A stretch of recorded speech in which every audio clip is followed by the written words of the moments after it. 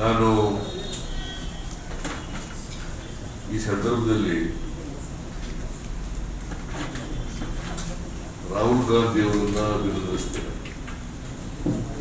ಹಾಗೂ ಕೇಂದ್ರ ಸರ್ಕಾರವನ್ನು ಕೂಡ ಅಭಿನಂದಿಸ್ತೇನೆ. ಮತ್ತೆ ಜಾತಿ ಗಣತಿ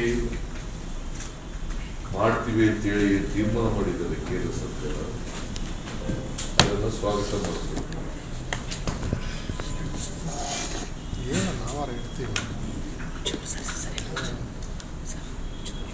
ಪ್ರಧಾನಮಂತ್ರಿಗಳನ್ನ ಅಭಿನಂದಿಸೋದ್ಕಿಂತ ನಾನು ಹೆಚ್ಚಾಗಿ ರಾಹುಲ್ ಗಾಂಧಿ ಅವರನ್ನ ಅಭಿನಂದಿಸ್ತೇನೆ. ಕಾರಣ ಯಾಕಂದ್ರೆ ಕಳೆದ 2 ವರ್ಷಗಳಿಂದ ನಿರಂತರವಾಗಿ ಜಾತಿ ಗಣತಿ ಮಾಡಬೇಕು ಅಂತೇಳಿ ಕೇಂದ್ರ ಸರ್ಕಾರದ ಮೇಲೆ ಒತ್ತಡವನ್ನು ಹೇರ್ತಾ ಇದೆ.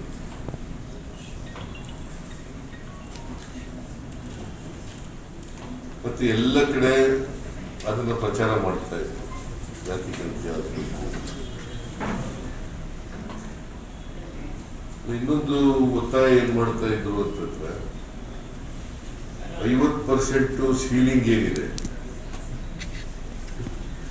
50% ರಿಸರ್ವೇಶನ್ ಸೀಲಿಂಗ್ ಏನಿದೆ, ಆ ಸೀಲಿಂಗು ಸಡಿಲ ಆಗಬೇಕು. ಜನಸಂಖ್ಯೆಗೆ ದಲಿತರು, ಹಿಂದುಳಿದವರು, ಅಲ್ಪಸಂಖ್ಯಾತರು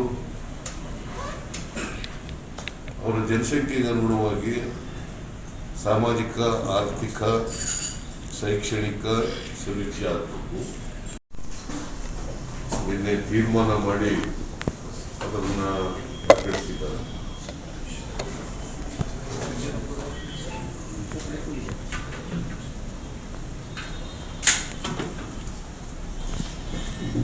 ನಾನು ಈ ಸಂದರ್ಭದಲ್ಲಿ ರಾಹುಲ್ ಗಾಂಧಿ ಅವರನ್ನ ಅಭಿನಂದಿಸ್ತೇನೆ ಹಾಗೂ ಕೇಂದ್ರ ಸರ್ಕಾರವನ್ನು ಕೂಡ ಅಭಿನಂದಿಸ್ತೇನೆ.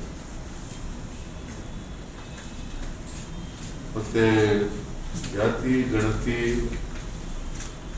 ಮಾಡ್ತೀವಿ ಅಂತೇಳಿ ತೀರ್ಮಾನ ಮಾಡಿದ್ದಾರೆ ಕೇಂದ್ರ ಸರ್ಕಾರ, ಅದನ್ನು ಸ್ವಾಗತ ಮಾಡ್ತೀವಿ.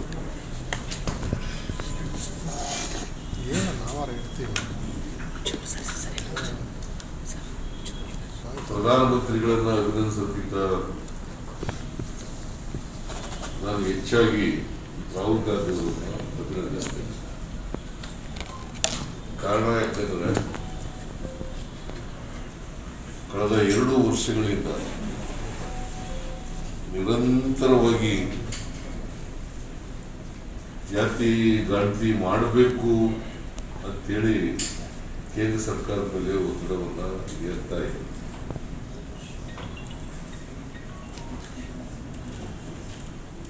ಮತ್ತೆ ಎಲ್ಲ ಕಡೆ ಅದನ್ನು ಪ್ರಚಾರ ಮಾಡ್ತಾ ಇದೆ, ಜಾತಿ ಗಣತಿ ಆಗಬೇಕು. ಇನ್ನೊಂದು ಒತ್ತಾಯ ಏನ್ ಮಾಡ್ತಾ ಇದ್ರು ಅಂತಂದ್ರೆ 50% ಸೀಲಿಂಗ್ ಏನಿದೆ, 50% ರಿಸರ್ವೇಶನ್ ಸೀಲಿಂಗ್ ಏನಿದೆ, ಆ ಸೀಲಿಂಗು ಸಡಿಲ ಆಗಬೇಕು.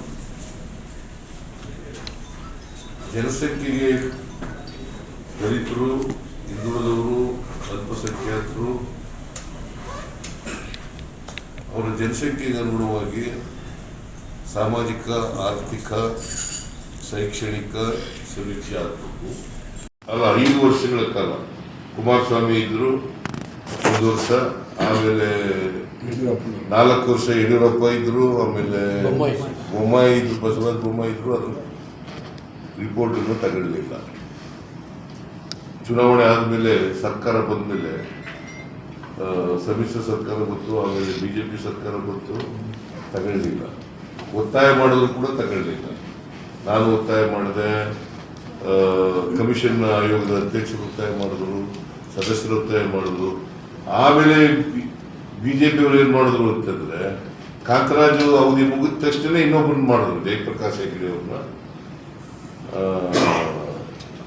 ಅಧ್ಯಕ್ಷರನ್ನಾಗಿ ಮಾಡಿದ್ರು. ಆಮೇಲೆ ಸದಸ್ಯರನ್ನು ಕೂಡ ಮಾಡಿದ್ರು. ಜಯಪ್ರಕಾಶ್ ಹೆಗ್ಡೆ ಅವರು ಅಧ್ಯಕ್ಷರಾಗಿ ನಾನು ಮತ್ತೆ ಮುಖ್ಯಮಂತ್ರಿ ಆದ್ಮೇಲೆ ಜಯಪ್ರಕಾಶ್ ಹೆಗ್ಡೆ ಅವರು ಅಧ್ಯಕ್ಷರಾಗಿರುವಾಗಲೇ ನಾನು ವರದಿ ತಗೊಂಡೆ. ಈಗ ಅದನ್ನ ಕ್ಯಾಬಿನೆಟ್ ಮುಂದೆ ಮಂಡಿಸಿದ್ದೀವಿ. ಕ್ಯಾಬಿನೆಟ್ ಮುಂದೆ ಮಂಡಿಸಿ ಮಂತ್ರಿಗಳು ಅವರ ಅಭಿಪ್ರಾಯ ಕೊಡಿ ಅಂತ ಕೇಳಿದ್ದೀವಿ. ಅವ್ರು ಕೊಟ್ಟ ಮೇಲೆ ನೆಕ್ಸ್ಟ್ ಕ್ಯಾಬಿನೆಟ್ನಲ್ಲಿ will discuss and take a decision. ಅದು ಒಂದು ಭಾಗ. ಎರಡನೇದು ಬಹಳ ಮುಖ್ಯವಾಗಿ ಇವತ್ತು ರಾಹುಲ್ ಗಾಂಧಿಯವರು ಬಹಳ ಪ್ರಮುಖವಾಗಿ ಒತ್ತಾಯ ಮಾಡಿರ್ತಕ್ಕಂಥದ್ದು ಒಂದು ಸೀಲಿಂಗನ್ನು ಬದಲಾಯಿಸಬೇಕು. 50% ಸೀಲಿಂಗ್ ಇದೆಯಲ್ಲ ಅದನ್ನು ಬದಲಾಯಿಸಬೇಕು. ಎರಡನೇದು ಈ ಖಾಸಗಿ ಕ್ಷೇತ್ರ ಇದೆಯಲ್ಲ, ಶಿಕ್ಷಣ ಕ್ಷೇತ್ರ ಗ್ರಾಂಟಿನ್ ಏಡ್ಗೆ ಆಗಿರೋದಲ್ಲ, ಗ್ರಾಂಟಿನ್ ಏಡ್ಗೆ ಆಗದೇ ಇರತಕ್ಕಂಥ ಕ್ಷೇತ್ರದಲ್ಲೂ ಕೂಡ ಮೀಸಲಾತಿಯನ್ನು ಕೊಡಬೇಕು ಅಂತಕ್ಕಂಥ ಒತ್ತಾಯವನ್ನು ಮಾಡಿದ್ದಾರೆ. ಅದು ಸಂವಿಧಾನ ಕಾರ್ಪೊರೇಟ್ ಸೆಕ್ಟರ್ ಕಾರ್ಪೊರೇಟ್ ಸೆಕ್ಟರ್ 15 ಮತ್ತೆ ಖಾಸಗಿ ಶಿಕ್ಷಣ ಸಂಸ್ಥೆಗಳು ಅದನ್ನ ಆರ್ಟಿಕಲ್ 15/5 ಆರ್ಟಿಕಲ್ 15